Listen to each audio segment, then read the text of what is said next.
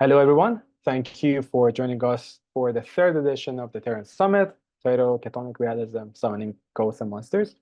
My name is Advocacy, and I'm the co-creator of Summit 02 alongside Una, Matisse, and Yerede. This summit is a collaboration with Pachinko, an artist-run space in Oslo, led by Mathilde Kabel and Christian Schroeder. I would like to also thank Friedrich Ford Foundation and Arts Council Norway for their generous support. Co-founded by me and Gazelle, who's here with us tonight.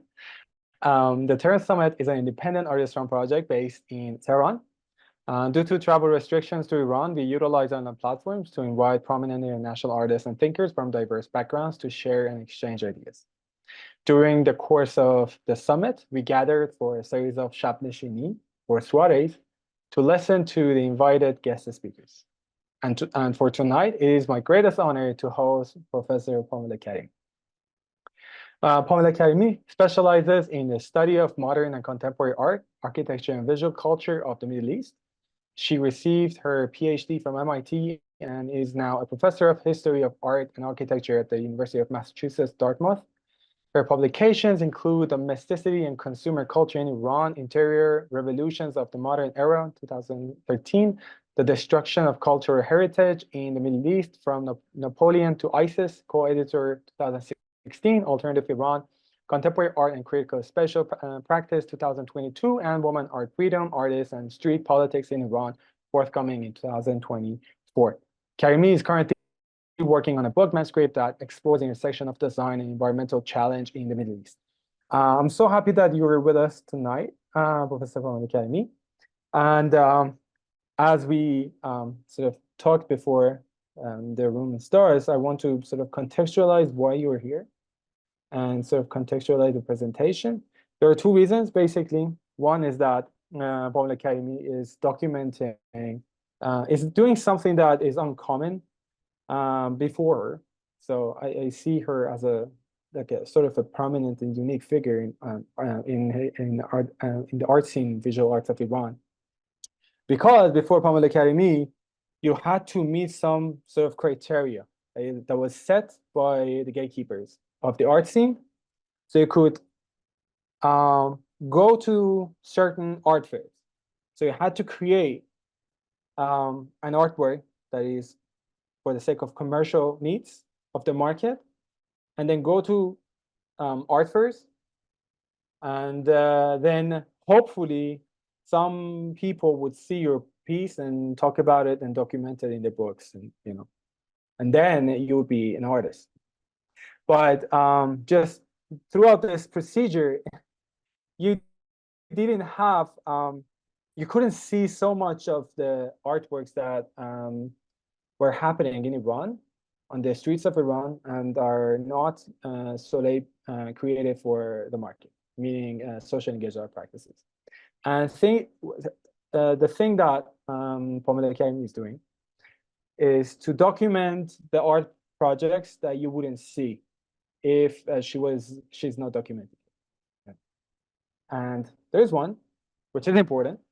And the second reason is that she's gonna talk about the concept of gestural feminism, which she's going to elaborate on projects that are created by Iranian women.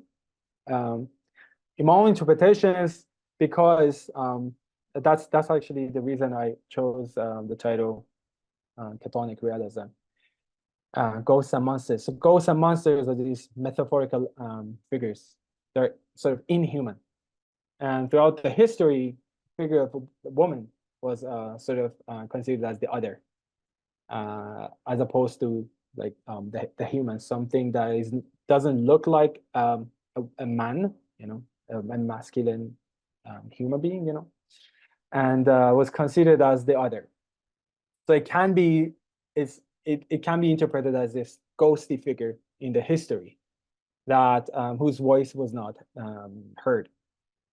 And it's amazing to have Pamela Karimi tonight with us to talk about the social engaged artworks that have taken place in Iran, and also are created by these sort of ghostly figures meaning a woman of Iran. Yeah, the floor is yours, Pamela. Thank you very much. Is it my turn, Irfan, or is it okay? Thank you very much, Irfan, for that very kind introduction. It is because of you, Irfan, and these fascinating women. Some of them are in the room today, Badri Valian and Zohra Solati, who are fascinating, top-notch artists, as well as Ghazal. Ghazal, I'm so sorry, I was traveling and I couldn't attend your presentation. I apologize. I was traveling for another publication that has nothing to do with the topic of today's talk. I'm investigating the relationship between environmental issues and architecture in the Middle East. So that's why I was in South Jordan and I couldn't attend the summit talks. But going back to Irfan's presentation, I wanted to thank everyone, all the Iranian artists who are really doing the hard part of the work. And there are some of them under the current circumstances are putting themselves in danger, sacrificing in order to create a culture on the ground that can change things and that can make a better future for all of us. So I'm very, very indebted to all of them for their bravery. I admire them. And I feel very honored and privileged that I can write about them. Many of you know that I have a book that is coming out this September on the Woman Life Freedom Uprising.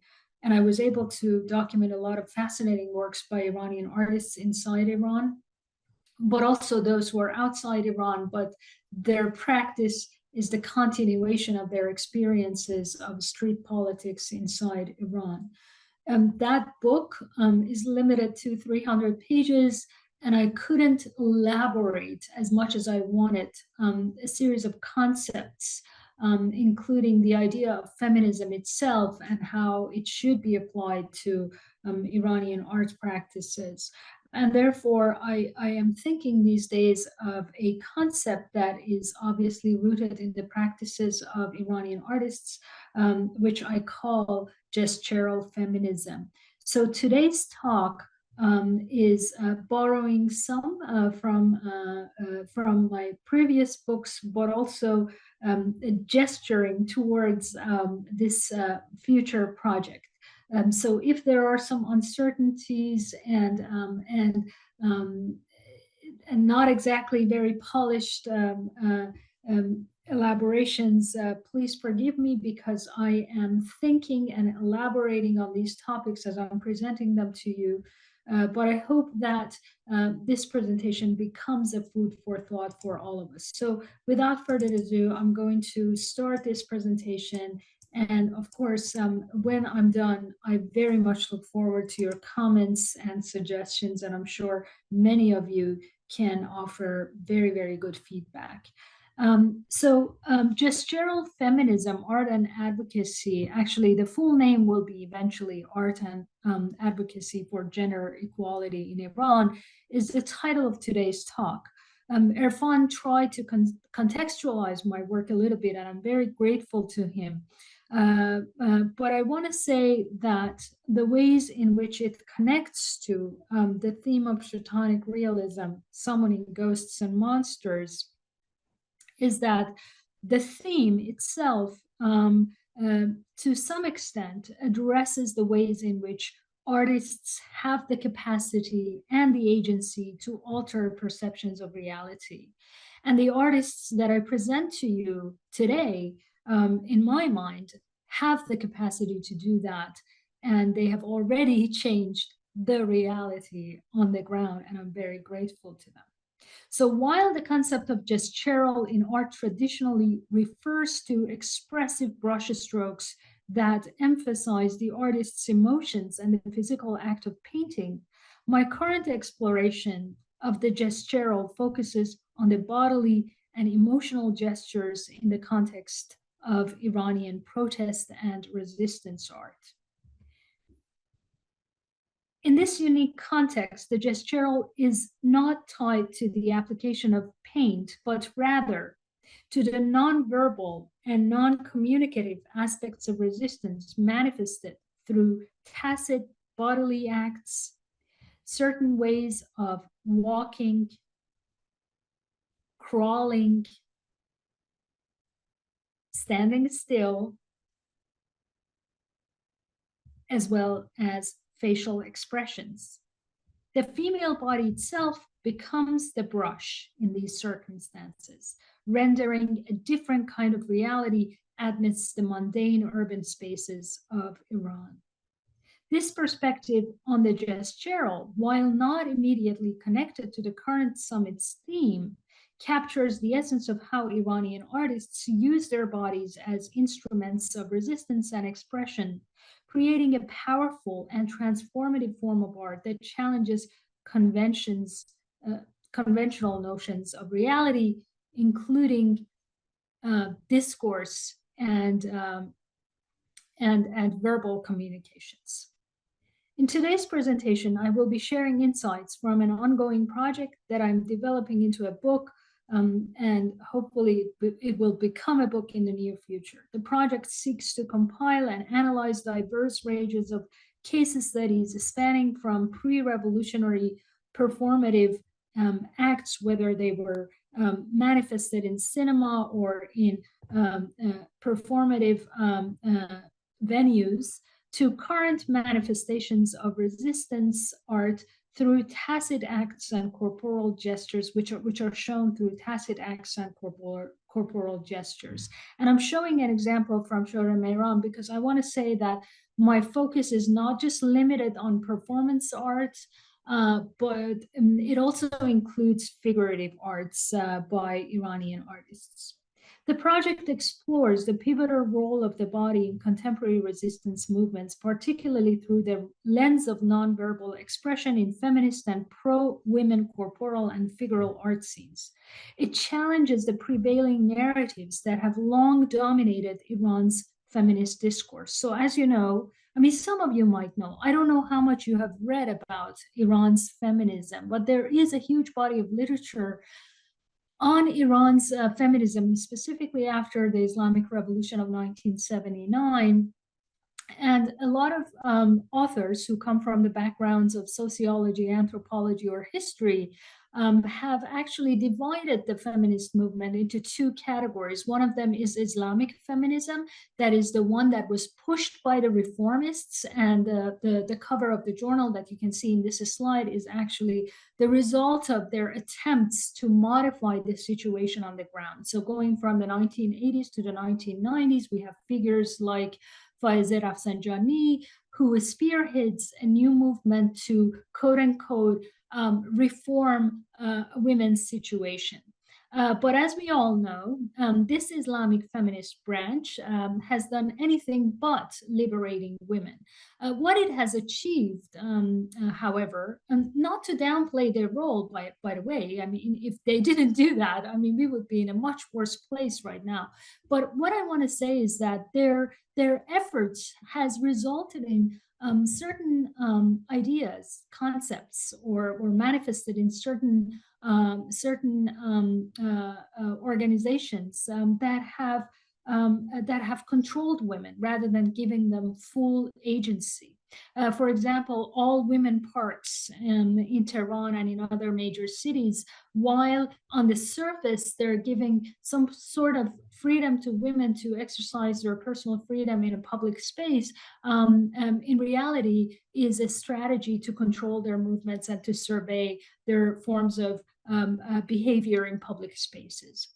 The other branch of feminism in Iran, as we all know, is the one that is mostly operating underground. It's a secular feminist movement that has resulted in major events, including the 2022 uprising.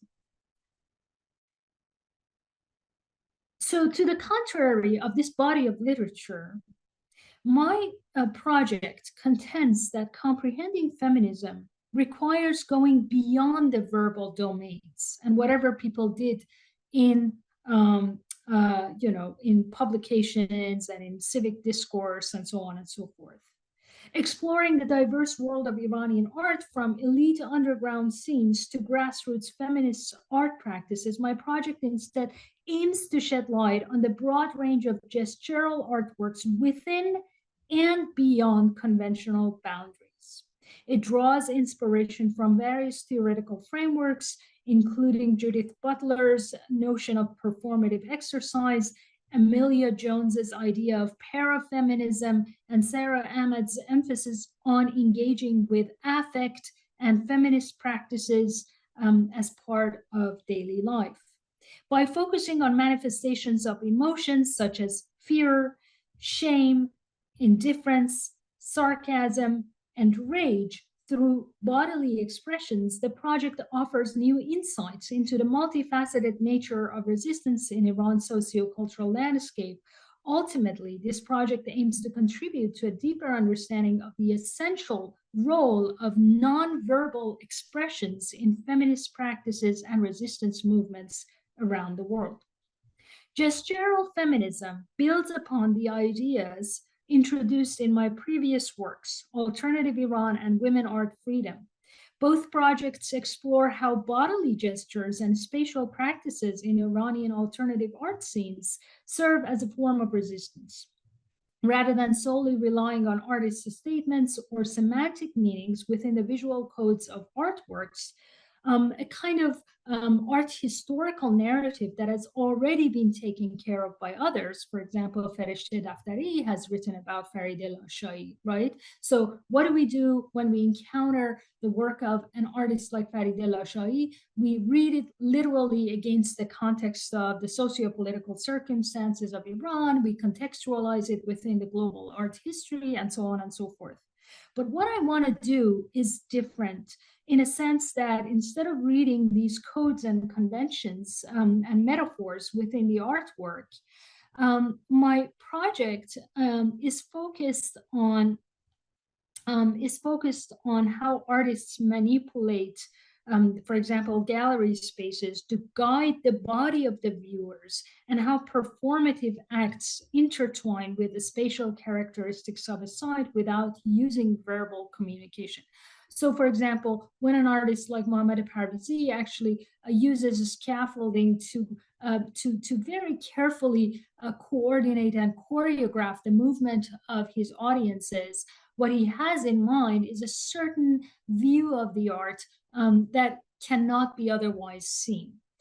Similarly, Peyman Shafizadeh, for example, when he does the same thing by scaffolding, he wants to direct the attention of the viewer to certain camouflaged or certain skewed views that are not to be seen if the viewer is not choreographed well.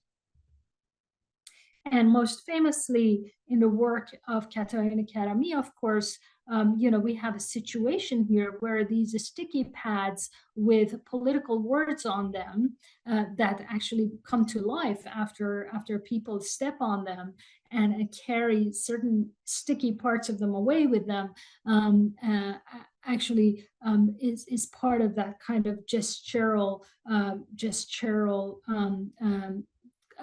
kind of character that I'm talking about. So basically, you don't produce any statements. There is no motto or slogan out there to position you within a certain political context. You just invite your viewers to come and walk, and through walking, something reveals itself, right?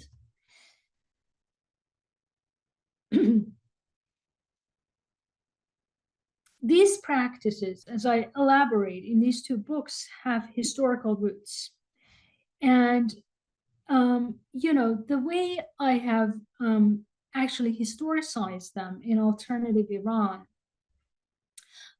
is exactly how I want to historicize the gestural within the gestural feminist book. For example, in Alternative Iran, I go as far back as the Shabnameh phenomenon, which was developed during the constitutional revolution of 1909. Now, you might say Shabnameh is just a piece of propaganda, a piece of statement that was published on a piece of paper. What does it have to do with alternative sites? Actually, Shabnameh, believe it or not, was produced by some elite women who had connections to elite men, of course, in the context of their kitchens. So they would turn the kitchen into a laboratory of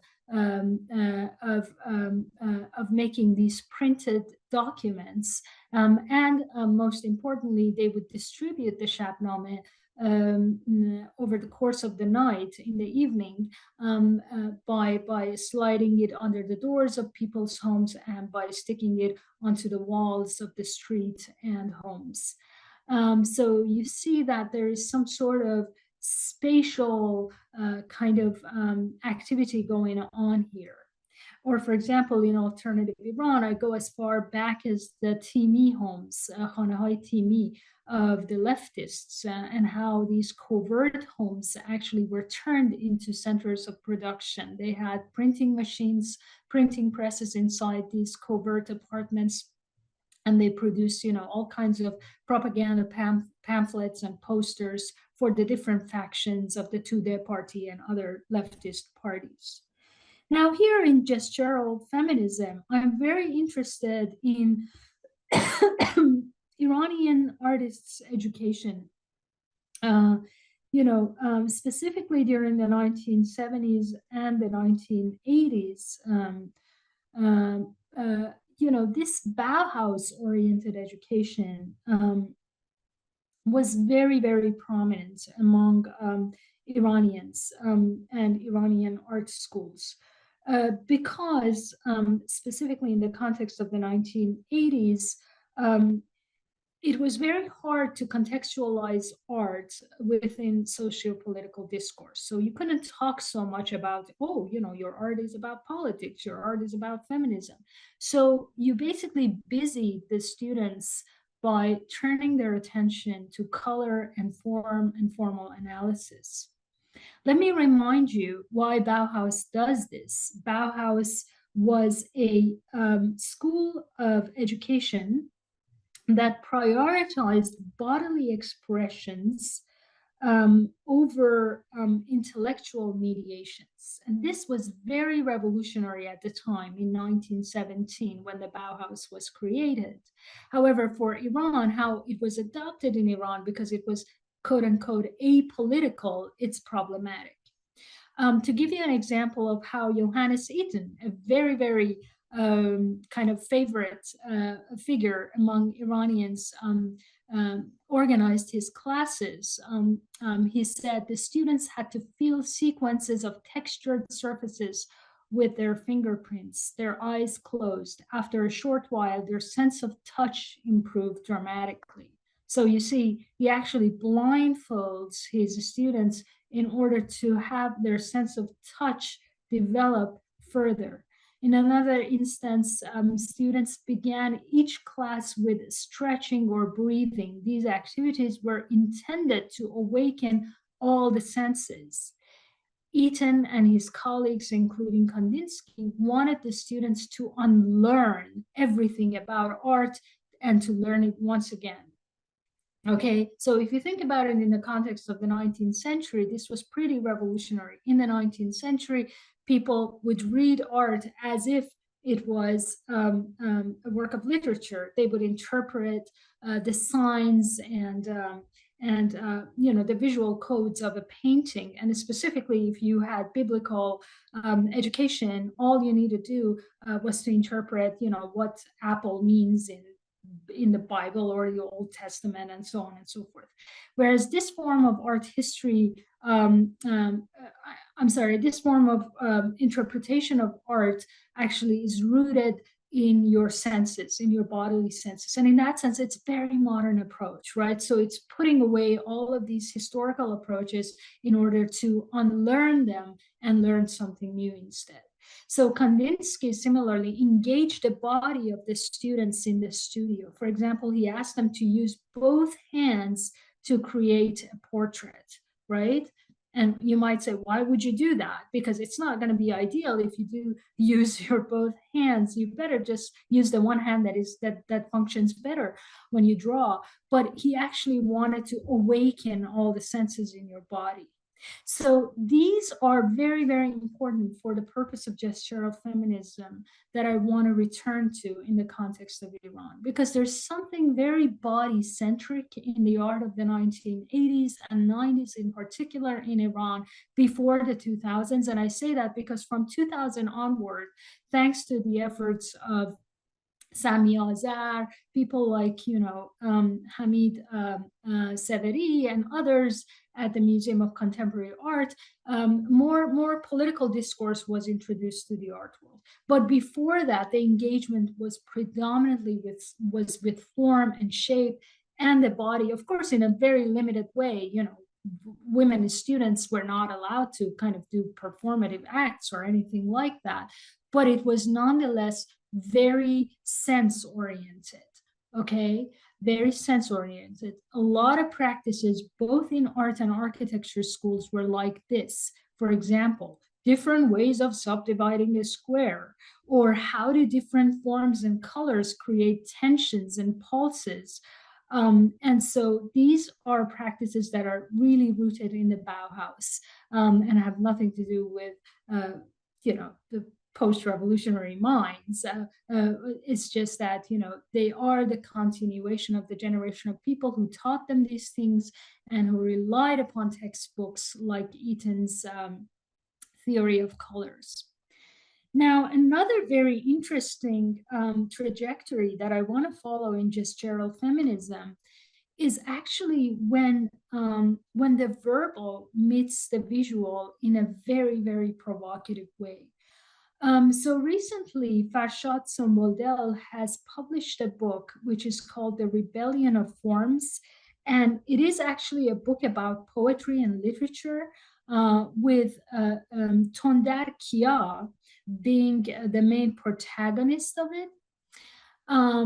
So the emphasis of Farshad is solely on the literary traditions, but he has this one image in the book, which is absolutely fascinating. This is one of Tondar Kia's productions. Tondar Kia was an Iranian poet who was very much influenced by the Dadaist and Surrealist traditions in France, because he received his education, part of his education in France. And when he comes back home, he creates poetry that is meaningless and that engages his body. So he starts like, saying things like da da da da da do do do do do, as you can see in this particular visual documentation, like raftam raftam raft raft raft raft raft raft. So it creates a kind of gestural expression, especially imagine that when he was performing it, that separates itself from the very, very strong and serious literary and poetic traditions of Iran. Often when people talk about Iran, they want to talk about its literary traditions. They want to talk about its poetry. They don't want to talk about its visual arts, because they believe that everything going as far back as Ferdowsi and Khayyam and Hafez and Sadi is really what makes Iranian culture Iranian culture. But in the beginning of the 20th century, Tondar Kia breaks this boundary, and he says, you know what? I don't want to like follow this tradition. I want to do something different. Now, in contemporary Iran, there is a very interesting group by the name of Matrud, or rejected, and this group, who's very, very knowledgeable, they're all Tehran University educated kids, and they received their education in literature, not in the visual arts. They all work and collaborate with visual artists and performance artists in order to create something that they call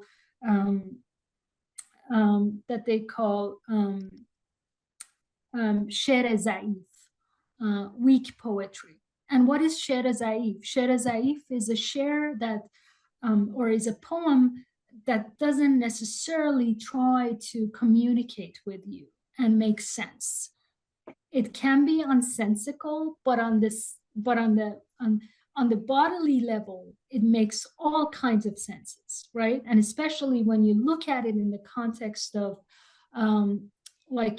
political upheavals and things like that, they create these heated debates, or sherehad, they call it, when they get very heated, they start to kind of elaborate on certain feelings, not necessarily using sensical words, but certain bodily gestures, certain sounds and ideas that are not necessarily meant to make a lot of sense in the literary traditions of Iran. Another lineage that I follow in my work are the Taziyeh performances. And I know that a lot of artists actually, when you talk to them, especially people in the theater field, when you bring up the Taziyeh, they kind of like get very angry with you. And they're like, I don't have anything to do with religion, right? I don't want to do that. And I don't want you to think that I am inspired by these kinds of activities. But when you look at these historic photographs, something actually reveals itself, which is very, very provocative. I mean, look at the ways in which architecture, these blind arches, tarakur, that animate a lot of the walls in cities like Yazd and Isfahan, are created for people to sit down in them and to watch the procession, right? So there's an architecture of a spectacle here, if you think about it. There's also a lot of choreography that is involved in these activities, because this form of ritual actually is all about choreography and the spectacle. And these are the kinds of lineages that I think unconsciously find their way into the contemporary art practices and ultimately become subversive or political. If you think about it, the Shiite religion itself is a subversive religion, because it was not happy with the dominant discourse of Sunni Islam. So that's why it was created in the first place. And for me to see that these traditions slowly sip into the contemporary art scenes, it makes a lot of sense. But also, I have to say that one of the reasons why the Taziyeh performances became part of the secular art scenes of Iran is the Shiraz Festival of the Arts. Because during the Shiraz Festival of the Arts, people like Peter Brooks and Jerzy Grotowski, these phenomenal figures of avant-garde theater, they were absolutely fascinated by these Shiite performances, and they learned from them and they incorporated it in their practices. And then Iranian artists learned from them, not knowing that they were actually picking on their own historic traditions. I mean, that's a very, very convoluted trajectory, but I think it's important to emphasize that. So one of the first case studies that I want to introduce in full today is an example of reenactment. Tanina Torabi is an Iranian performance artist and filmmaker who has actually invented a new genre in art making, and she calls it dance film, because she's a dancer by training, but then she turns dance into gestural feminist movements that appear on the streets of Iran, and then she films them in order to document them, right? So she challenges conventional perceptions of womanhood and pushes the boundaries of normative women's behavior in public places. In Deriv from 2017, Torabi navigates the bustling Tajrish Bazaar in Tehran, performing dance movements that are forbidden for women.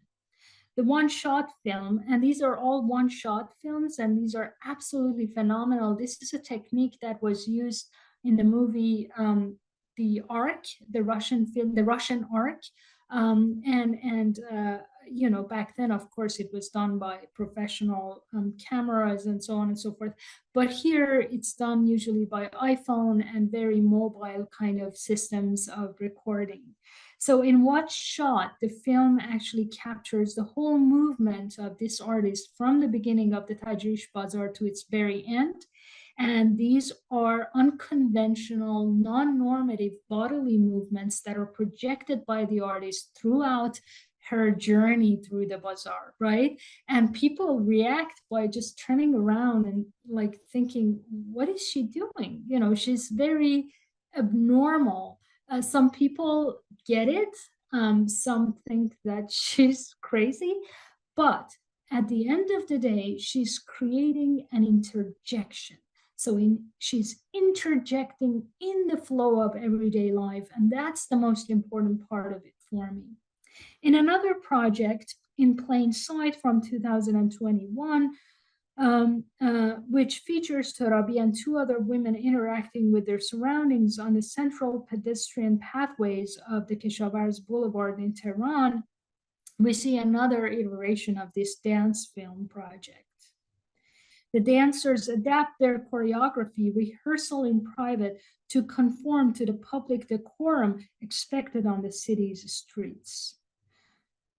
So this is a very, very subtle, actually, movement. If you look at the film, which is the only documentation of this movement, you might think, what the hell is going on here? Like, you know, she's just moving her arm in a weird way, and she's moving very slowly along this path in Keshavarz Boulevard. And I don't have to remind those of you who live in Tehran that Keshavarz Boulevard is a highly surveyed place. So it's a very dangerous place for someone to do these non-normative activities. Her final and most recent film is Until, and it was created in early 2023. It's a collaborative work that captures the energy of resistance. The 13-minute film shot in a single take, and it's fascinating because this time around, the camera is given from one activist slash artist slash whatever you want to call it, performer, to the other. So they hand the camera from one person to the next, and so the filming of the whole action is done collectively. And so is the movements and everything else that happens here. Fascinating, fascinating project. You can read it as the reenactment of, you know, movements in Iran or anything that you want to imagine. It leaves room, obviously, for interpretation, right? Because, as I said in the beginning of my talk, these artistic practices are not about, you know, verbalizing something or creating a slogan and putting it there as an artist's statement to tell you what they're about. They're more on the abstract side of things. Think about the Bauhaus again. And therefore, they involve the senses of the art makers as they involve the senses of the viewer. And in terms of the senses of the viewer, I have to tell you that I've seen this film 3 times, and all 3 times, I almost were about to vomit. I was about to vomit because the motion of the camera, which is exchanged from hand to hand, is so dramatic that it really makes you dizzy. And I don't usually get this kind of feeling in any other circumstances. Never. Like when I go to some skyscrapers, when I see something weird, I never get this feeling. But with this particular presentation, I did get that feeling. And that feeling is very important because the artist wants you to feel bad. They want you to feel horrible after watching this. And that's the power of this artwork. And please notice that I am not being clear in certain areas, and that's because of the safety of the artist. Like I don't want to put too many words into what's going on behind the scenes. But I have interviewed all of these people, so I know all the behind the scenes intentions. And lastly, no, this is my second case study, and after that there will be a third case study, and then it will be over and we have some room to talk to each other. So I want to focus on facial expressions as art of resistance. This installation, many of you might know about it because it was going on, it was monumental, and it was going on for a long time in Tehran at the Riche Gallery, Riche 29, from December 2023 to April of 2024. And this is a phenomenal presentation because it's a collaboration between an architect, a filmmaker, as well as graphic designers, photographers, and an actress. So we do have an actress, Pantea Mahdinian, who behind the scenes is reacting to certain questionings that are drafted by the filmmaker Parvizi. And instead of reacting to these kinds of interrogations, if you will, by saying things, by saying, no, I don't like this, or I don't want it, I don't want to remember, I don't want to do this, I don't want to do that. She just expresses her feelings through her face. And this screen actually moves up and down, and she shows the artist at different different stages of this interview or interrogation process. And it also moves up and down. And the cinematic technique that is used to film the emotions, the facial emotions of the artist, is the dolly zoom technique in filmmaking, which distorts perspective and elicits strong emotional reactions. Okay, so here the gestural is amplified through the act of filmmaking, which is very, very important here. And so it's not just a simple recording of someone saying, oh, I feel bad, I feel good, or someone projecting those feelings through her facial features, but it's also something that is cinematically exaggerated. And also this screen moves up and down, and the viewers or the interactors can actually see this face in different iterations. The glitches that spontaneously distort Mahdinian's face also raise questions about the authenticity of her memories and identities. Actually, a lot of these glitched faces of Mahdinian, I've seen a lot of footages of this, even though I wasn't able to go to Tehran to see this, actually reminds me of the glitches that appear on the faces of women on the sides of the buildings in Blade Runner. So while some artists criticize the cinematic flair and grand scale of Call Me By My Name, and this is the last episode of the project in which the actress tries to put on some makeup on her face, and then two people in all black attire actually go and try to clean that face, but then the face keeps coming back. While some artists and some commentators criticize the cinematic flair and the grand scale of Call Me By My Name, arguing that it's centered primarily to upper-class art lovers, I align myself with the artists collectively that collectively believe that this was a manifestation of a quote-unquote historical wound. The nonverbal expressions and facial features of Mahdinian played a crucial role in conveying the complex emotions and themes of women's movements in Iran. Through the use of cinematic techniques, the installation created a powerful spatial experience that challenged conventional power dynamics and prompted viewers to reflect on authenticity of their identities and in the face of oppression. Drawing inspiration from Boris Groys, I consider this artwork as that as one that both aesthetically enhances Tehran and actively and critically engages with it. To borrow from Groys, one can aestheticize the world and at the same time act within it.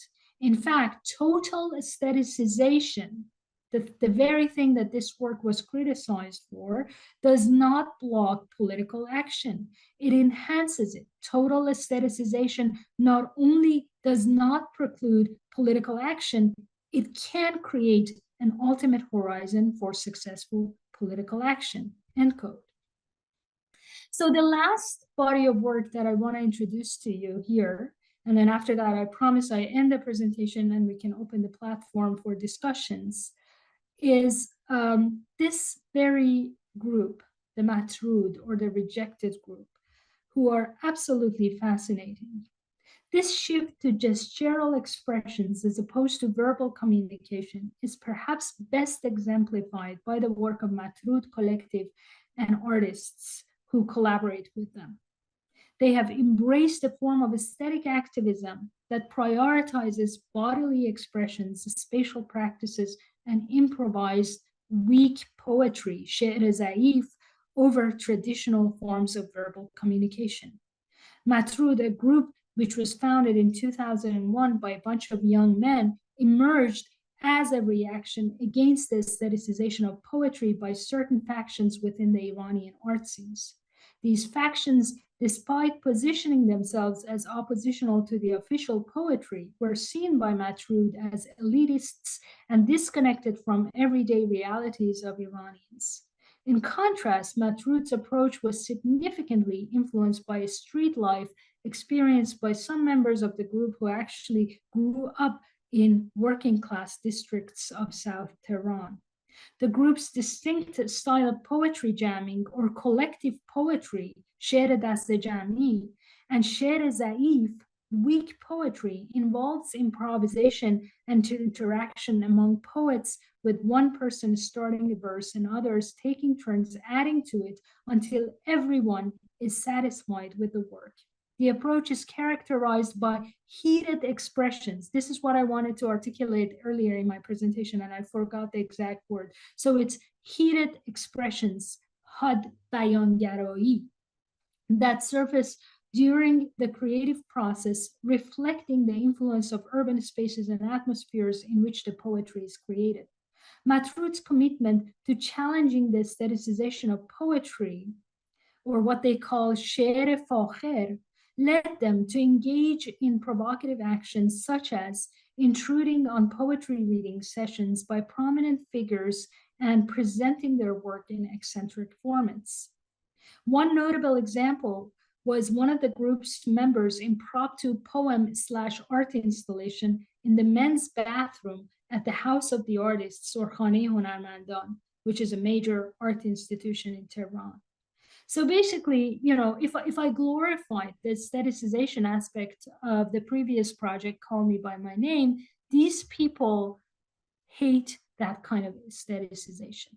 Okay, this is not to say that my focus is just on one project and I say, oh, you know, I'm just going after these kinds of projects that happen in posh galleries in northern Tehran.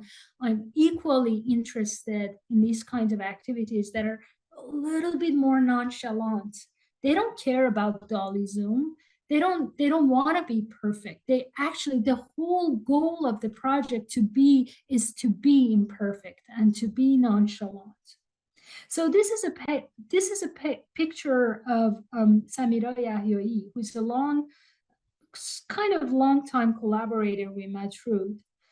She embodies the group's ethos of prioritizing lived experience and spontaneous expression over intellectual mediation. Yahyoi's approach to performative poetry, rooted in her family's involvement in traditional taziyeh performances, emphasizes the importance of living in the moment and responding to the immediate context.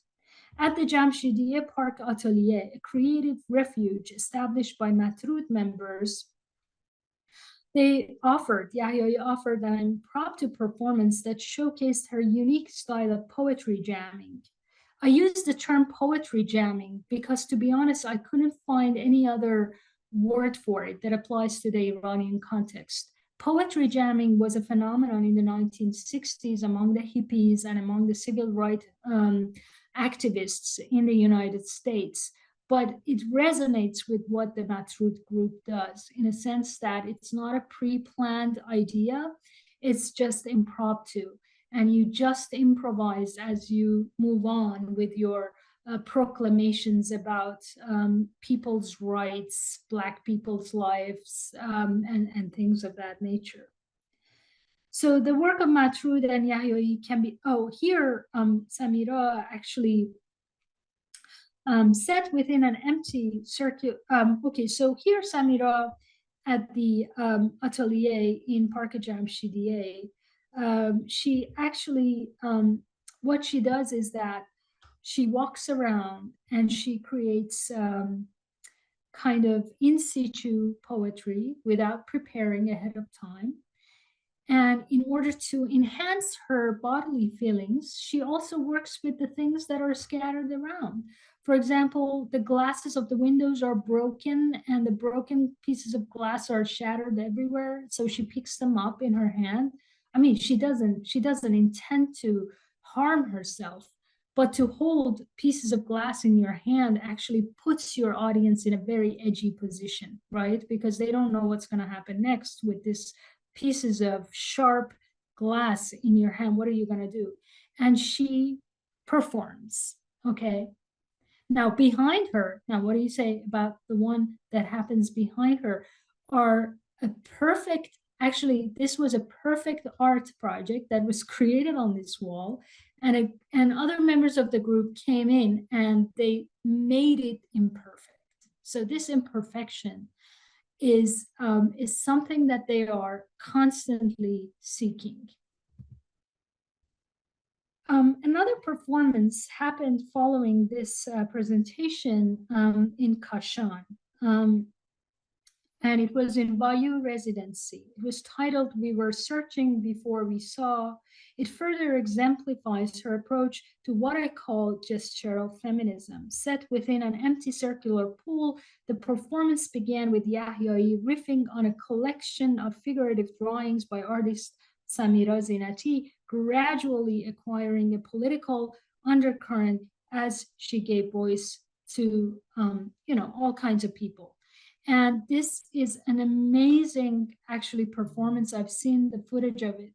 So it starts in a very nonchalant way, and you're like, what the hell am I watching? What is going on here? And then it gets so emotional that the people who are standing on the rim of this circle actually come in, they join Yahyai, and they improvise poetry. And they get emotional over certain words and ideas and concepts. So you see that the bodily gestures and the bodily emotions actually grows as time passes by. Now, I have to say that these practices are rooted in practices that took place before them, obviously, and they're very, very aware of that. These are literature people, so they do their homework. They actually read a lot, and so that's fascinating to me. That's what is different a little bit, maybe in the visual art world, when things are a little bit impromptu, in a sense that there's no immediate history attached to something. But these people are very aware of, for example, Tonder Kia and all of these movements, literary movements that happened before them. And another person that they really look into, even though they still try to stay away from his main agendas because they still find him to be one of the Adabiyat Fakhr guys, is Reza Barahani. To give you an example of what Barahani did in 1989 is a poem called Daf. For example, Barahani artistically manipulates the word for the traditional Persian frame drum, mimicking the instrument's distinctive scat-like rhythm through repetition and inventive variations in its spelling. For example, one of the verses says, Daf, daf, daf, daf, dafast ke mikubat. Okay, so basically the poetry becomes the sound of the instrument. And this approach suggests that the poem is crafted by primarily for performance, with a rhythmic quality that echoes the sound of the daf itself. Intriguingly, Barahani actually dedicated this poem to his artist friend Aydin Ağdaşlı, underscoring the deep symbolic connection between visual arts and poetry in his work and others who were inspired by him. And Mohsen Namju, by the way, was one of his students.